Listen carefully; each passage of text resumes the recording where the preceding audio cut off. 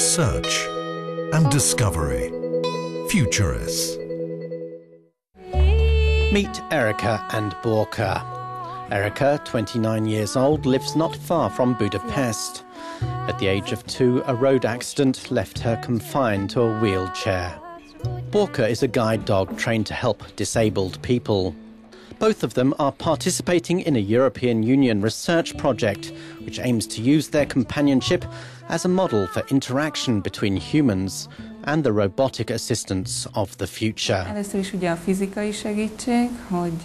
Firstly, the physical help is very important. Borka picks up things I've dropped, or fetches my basket, or opens doors, switches on the lights. But maybe even more importantly, she's a real companion and a friend. She helps my social integration in many ways throughout the day.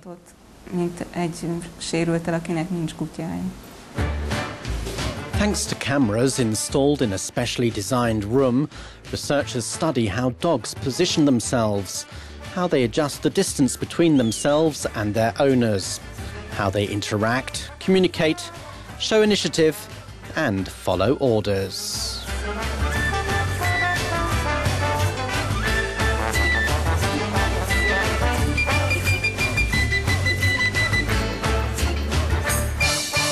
But what we try to find out are very simple behavior elements.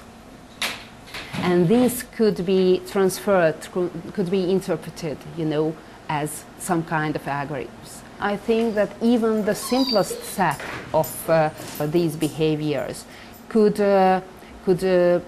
make the behavior of the robot more believable, more living being-like, or more companion-like, yes.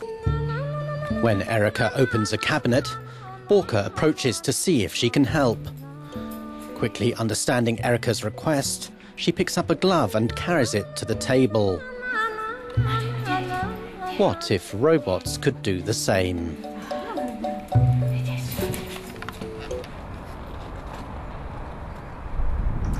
Welcome to the Robot House. At Hatfield, a university town near London, researchers are testing robot prototypes in a real residential home to see how they perform in true-life situations. The opening of the refrigerator door triggers a sensor that wakes up a robot named Pioneer. Navigating via the pattern on the ceiling, it approaches the user, offering help. When the user returns to his desk, the activation of his computer screen sends a signal to Pioneer, who approaches with a box of juice. Two of the main ideas behind a little robot like this is a cognitive prosthetic, which is basically helping you remember things, and physical assistance. So say you're having a dinner party and you don't want to carry the food around, then you can put it on top of the robot, and then the robot can take it to anyone asking for a cup of coffee. Or this gets a little bit more important if the person is disabled or has a walking stick. This robot tries to keep a comfortable distance from the user, measuring the range with laser, infrared and optical detectors. These are the first steps towards recreating social behavior in man-made devices. Roboter sind nicht Menschen, es sind keine Tiere, sie haben keine Robots are not people, not animals, they're machines. Roboter sind Maschinen. But still, they can be used as tools in order to investigate the creation of certain behavior in these machines. Und was wir auch in dem Lehrwerkprojekt untersuchen. This emphasis on interaction explains why many of the project's leading scientists are not engineers but biologists, interested in recreating cognitive and behavioral processes that exist in the world of nature. Understanding, for example, how a dog attracts your attention, how the personality of a dog comes through in the way that it moves, allows us to be able to build those ideas from studying dog behaviour into the robots, and hopefully we'll have robots that in the future aren't perfect model dogs. There are perfectly good dogs out there to fill that need, but we'll have some of the kind of cuteness and interaction that dogs have with human beings, which will mean that technology is just going to be much, much easier to use. Unlike robots, dogs have natural emotions to express, reacting, for example, when someone enters the room. They watch their owner's behaviour and act accordingly. Dogs are interested in any sudden changes in their environment, such as new objects needing to be investigated. And they're good at sensing trouble. She's going to use this device to play back human cry. Look at the dog. It's watching. Kiss. Give a kiss. Yeah. Jumps. Emotions. Very, very heavy emotion. Expressed emotions. Vocalization.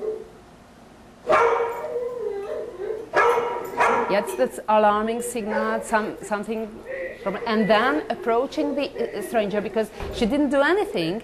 She's supposed to help.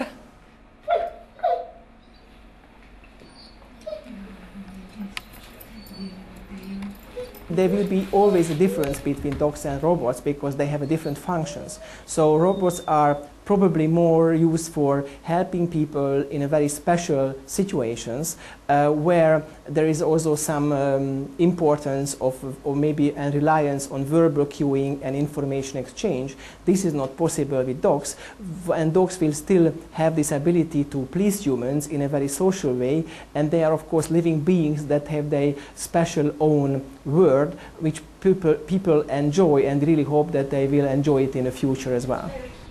So robots are not set to replace our pets.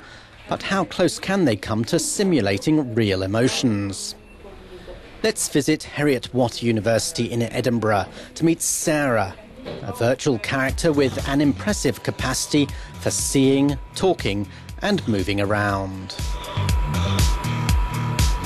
Hello, my name is Sarah. How are you today? Hello Sarah, I'm fine. Sarah is basically a social agent robot to aid humans. So Sarah is supposed to perform some tasks which are useful for the users in the lab. So for example, carry the phone. Just like Pioneer, the robot we met earlier, Sarah navigates following ceiling patterns.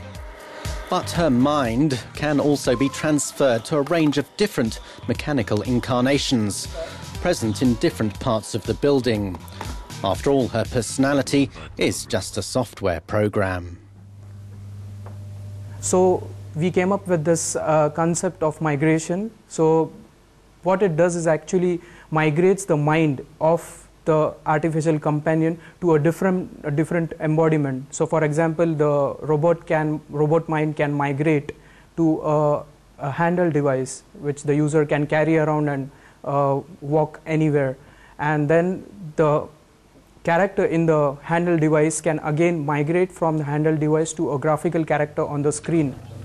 Represented by an image on a flat-screen TV, Sarah can recognise a person in front of her and answer questions sent by SMS. We are also looking at creating or modeling the mind to be as plausible to human behavior as possible.